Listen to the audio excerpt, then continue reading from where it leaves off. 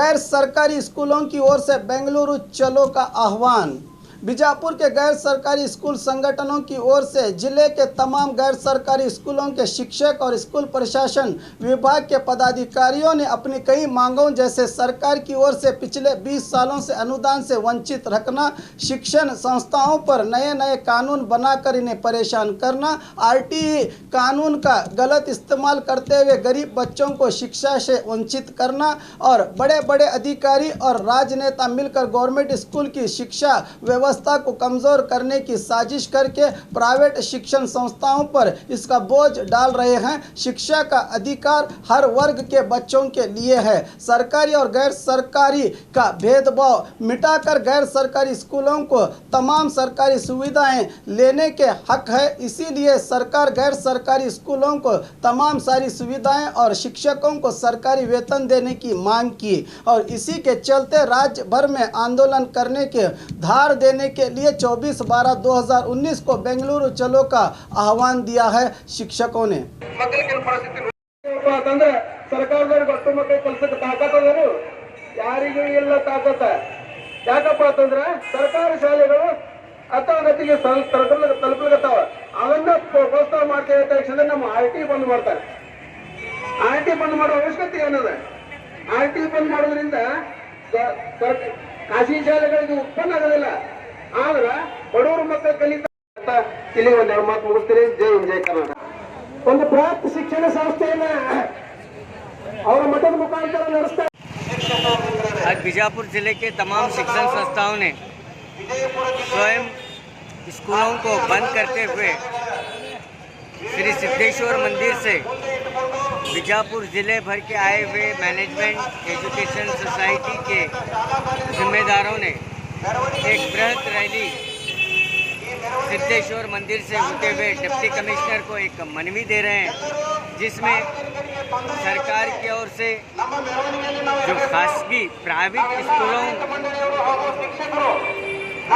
स्कूलों को जो सहूलत नहीं मिल पा रही है और प्राइवेट स्कूलों पर जो सरकार की ओर से इतना प्रेशर हो रहा है कि उसी की चंद मांगों को लेते हुए बीजापुर जिले भर के शिक्षण संस्थाओं ने आज एक बृहत रैली का इनेकाद किया। ये रैली सिद्धेश्वर मंदिर से होते हुए डिप्टी कमिश्नर ऑफिस तक चलेगी और इसमें कई तरह के होने वाले मुश्किलात को शिक्षण संस्थाओं के जिम्मेदारों ने यहाँ पर बयान किया और सरकार से मिलने वाली सहूलतों से वंचित प्राइवेट स्कूल मैनेजमेंट वालों की यही मांग है कि उन्हें हर तरह की सरकारी सहूलत दी जाए। अब यहाँ पर आप देख सकते हैं कि ये बृहत रैली बृहत रैली का आधार सिद्धेश्वर मंदिर से बीजापुर और बीजापुर जिले के तमाम शिक्षण संस्थाएं इसमें भाग लिए हुए हैं। एक पॉम्पलेट नहीं ले गया, पॉम्पलेट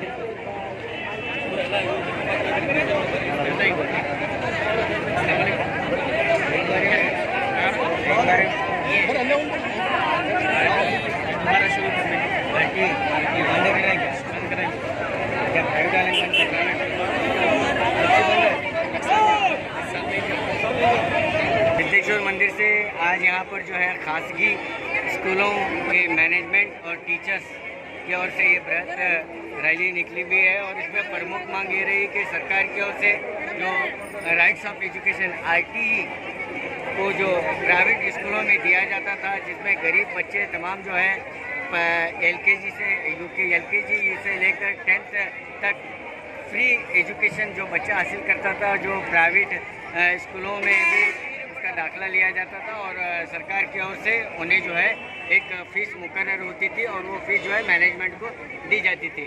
लेकिन गुज़िश्ता साल से ये भी पूरी तरह से बंद किया गया है और 1995 से जो स्कूलों को रजिस्ट्रेशन होना है और इसके अलावा 1995 से जो अनुदान सहित करने का जो मामला है, इन अनुदान रहित स्कूलों को वो भी अभी तक पूरी तरह से पेंडिंग है।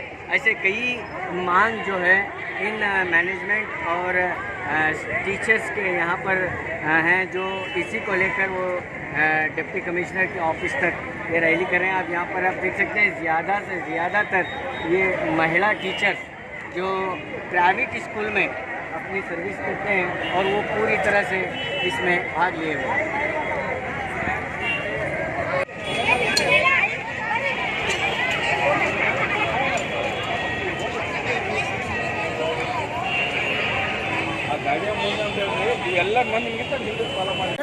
ವಿಜಯಪುರ ಖಾಸಗಿ ಶಿಕ್ಷಣ ಸಂಸ್ಥೆಗಳ ಒಕ್ಕೂಟದ ವತಿಯಿಂದ ಇವತ್ತು ಜಿಲ್ಲೆಯಲ್ಲಿರ್ತಕ್ಕಂಥ 1010 ಶಾಲೆಗಳನ್ನ ನಾವು ಬಂದ್ ಮಾಡಿ ಎಲ್ಲ ಪ್ರತಿನಿಧಿಗಳು ಇವತ್ತು ಮುಖ್ಯಸ್ಥರಿರ್ಬೋದು, ಶಿಕ್ಷಕರಿರ್ಬೋದು, ನಾವೆಲ್ಲರೂ ಬಂದು ಈ ಮನವಿಯನ್ನು ಕೊಡ್ತಾ ಇದ್ದೇವೆ. ಮಾನ್ಯ ಜಿಲ್ಲಾಧಿಕಾರಿಗಳು ನಮ್ಮ ಬೇಡಿಕೆಗಳಿಗೆ ಸ್ಪಂದಿಸಬೇಕು ಅಂತ ಹೇಳಿ ನಾನು ನಮ್ಮ ಸಂಘಟನೆ ಮುಖಂಡರು ಈ ಮನವಿಯನ್ನ ಮಾನ್ಯ ಜಿಲ್ಲಾಧಿಕಾರಿಗಳಿಗೆ ಕೊಡ್ತಾ ಇದ್ದೇವೆ.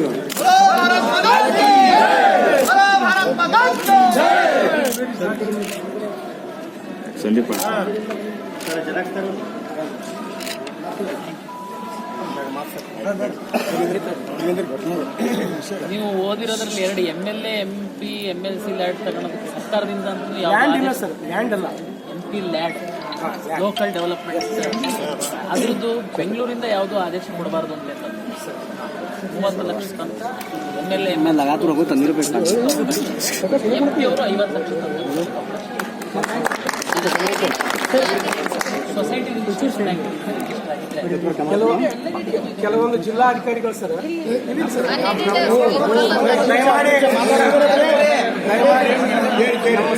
ರಾಜ್ಯ ಮಟ್ಟದಲ್ಲಿ ನಾವು 24ರಂದು ಮೀಟಿಂಗ್ ಕರೆದಿದ್ದೀವಿ ಸರ್.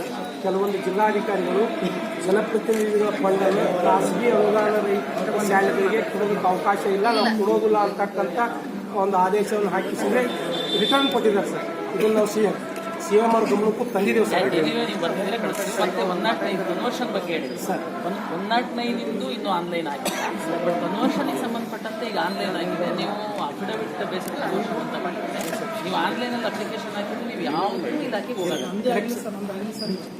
आरटीओ बच्चों को क्या है दाखिला नहीं दिया गया है, क्योंकि मासूम बच्चे होते हैं, गरीब बच्चे होते हैं, यतीम बच्चे होते हैं. इसलिए क्या है एक वालिदा की रुदाद खींचती है कि उस बच्चे क्या है वो अनएडेड क्या है स्कूल में पढ़े. इसलिए क्या है वो यानी सरकार इस आदेश को क्या है रद्द की हुई है. तो इसलिए गुजारिश है कि वो फिर एक मर्तबा क्या है फिर एक बार दोहराने की कोशिश करे. यानी जो आदेश हुआ है उस आदेश को क्या है मुसलसल आगे बढ़ाने की कोशिश करेगी, क्योंकि हर एक वालिदा यही चाहते हैं, यही एक वालिदा यानी माशरा यही चाहता है कि मेरा जो बच्चा है या तो मेरी जो बच्ची है यानी तमाम यानी बेहतरीन से बेहतरीन क्या है स्कूल में दाखिला ले. यही तरह है कि वालिदा की एक रोदा खींच में जब आती है तो जब ऐसे जब ये आदेश जब पीछे ले जाते हैं तो वालिदा की रोदा चीख उड़ती है, इसकी जो आवाज़ जो है उरुज पर भी जाती है. तो इसलिए क्या है ये जो सरकार जो है ये आदेश जो वापस ली है फिर एक बार चालू करे. फिर जो है यानी अनएडेड ये जो स्कूल में जो है जो किताबें देते हैं बच्चों के लिए जो ये पैसे लेकर देते हैं, पैसे ले कर देते हैं, तो इसलिए क्या है फ्री में दे कि बच्चों के लिए तालीम याफ्ता जो होती है वो फ्री होती है. इसलिए तो कंपल्सरी एजुकेशन है. Article number 21A article number 21A यही कहता है कि कंपल्सरी एजुकेशन है. तो एजुकेशन कंपल्सरी होने की वजह से क्या है बच्चों के लिए क्या है जो पुस्तक यानी कि जो किताबें जो देते हैं, जो टेक्स्ट बुक जो देते हैं वो फ्री भी होना चाहिए. इसलिए क्या है जब 1995 के बाद जो अनएडेड स्कूल हैं वो एडेड के लिए मांग कर रहे हैं, तो अनएडेड जो स्कूल हैं वो एडेड के लिए आ जाए, वो मांग भी आसानी से हो जाए.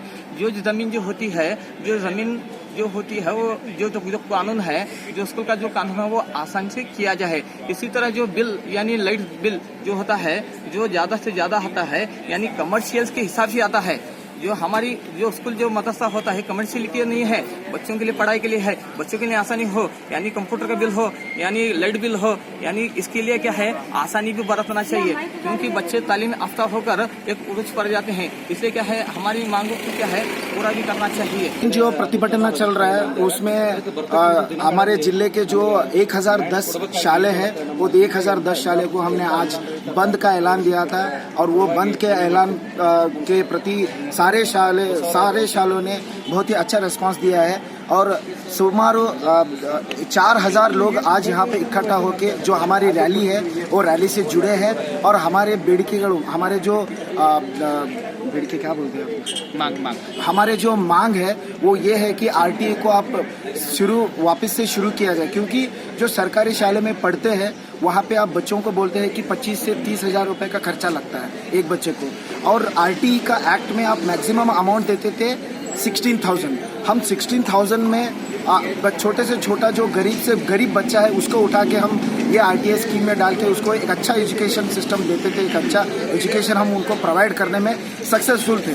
मगर गवर्नमेंट को पता नहीं वो कहाँ से वो लोग क्या कैलकुलेशन डाले और इसको बाहर हटा दिए। इससे जो भी गरीब बच्चे हैं वो गरीब बच्चों को शिक्षण जो देने का हक है, शिक्षण देने का जो वादा है वो सरकार कहीं एक तरफ से उसको डाइवर्ट कर रही है। दूसरी हमारी मांग ये है कि 1995 से लेके अभी तक जो भी शाले चला रहे हैं, अभी तक जो चला रहे हैं, जिसमें बहुत सारे ऐसे एम्प्लॉय हैं, जिससे बहुत सारे ऐसे टीचर हैं जो 20-20 साल तक भी काम कर रहे हैं, उसको अभी तक उन्होंने अनुदान नहीं दिया है। ये भी हमारी मांग है कि सरकार जल्दी से जल्दी एक 10 साल तक ऐसे शालों को आइडेंटिफाई करके वो अनुदान देने के लिए हमारा एक रैली में मेन मुद्दा है। आपका नाम सर? मेरा नाम सुरेश है और ये मैं संघ में जो जिला अनुदान रहित प्राथमिक ಹಾಗೂ प्रौढ़शाले संघ में मैं एक पत्रिका संवादकार का काम करता हूँ। बी न्यूज नेशन के लेटेस्ट न्यूज़ों को अपने मोबाइल में देखने के लिए यूट्यूब में बी न्यूज नेशन के चैनल के सब्सक्राइब आइकॉन को दबाएं और फिर बेल आइकॉन को दबाने पर आप लेटेस्ट न्यूज़ों को देख सकते हैं। अस्सलाम वालेकुम, मेरा नाम इमरान है और मैं आज आपको बताने वाला हूं कि इंग्लिश बातचीत कैसे सीखी जा सकती है। और सबसे पहले आप ये समझ लें कि मेरे बारे में ये जान लें कि मैं इंग्लिश मीडियम से नहीं हूं। I am not from English medium but I can speak English now. So बहुत सारे लोगों को इंग्लिश बातचीत करना नहीं आता, जिसकी वजह से जो है बहुत सारे मुश्किलात का सामना करना पड़ता है। तो सबसे पहले हमारा एक प्रॉब्लम यह है कि हमें मीनिंग्स याद नहीं रहते, वोकैबुलरी हमारी वीक रहती हैं, तो जिसका इम्प्रूव करना बहुत ही ज़्यादा ज़रूरी है। मिसाल के तौर पर अगर मैं आपसे एक सवाल करता हूँ, मैं खा रहा हूँ या खा रही हूँ इंग्लिश में कैसे बोलेंगे, तो आपका जवाब होगा डेफिनेटली आई एम ईटिंग। ठीक है, तो अगर मैं आपको ये सवाल करता हूँ कि मैं निगल रहा हूँ या निगल रही हूँ कैसे आप बोल सकते हैं, तो बहुत सारे लोगों को यहाँ पे मुश्किल होती है क्योंकि निगलने का मीनिंग याद नहीं रहता। तो इसलिए वोकैबुलरी मतलब मीनिंग का जो है इम्प्रूव करना बहुत ही ज़्यादा ज़रूरी हो जाता है। और एक मिसाल है और एक एग्जांपल है, मैं तैर रहा हूँ कैसे बोलेंगे, तो आपका जवाब होगा आई एम स्विमिंग। अगर मैं आपसे ये पूछता हूँ कि मैं डूब रहा हूँ कैसे बोलेंगे, तो यहाँ पर बहुत सारे लोगों को मुश्किल होती है क्योंकि डूबने का मीनिंग नहीं मालूम है। तो सबसे पहले हमें चाहिए कि हमारा वोकैबुलरी इम्प्रूव करें, मीनिंग हमारा इम्प्रूव करें। तो जो है ये इम्प्रूव कैसे किया जा सकता है, मीनिंग को कैसे याद किया जा सकता है। इतनी बड़ी डिक्शनरी लेकर के हज़ारों पेज की जो है मीनिंग्स हम याद नहीं कर सकते, तो वो सारी चीज़ें जो है हमारी क्लास में आपको सिखाई जाएगी। और दूसरा प्रॉब्लम ये है कि sentences depend on situation, sentences कैसे बनाए जाएँ। तो अगर आप ये सीख लेते हैं तो it's my challenge, you can speak English easily. तो कैसे, अभी यहाँ पे देखिए अलग अलग जुमले होते हैं, उसका सीखना ज़रूरी है। मैं आता हूँ, आ रहा हूँ, आ सकता था, आना चाहिए था, आ चुका हूँ, आ चुका था।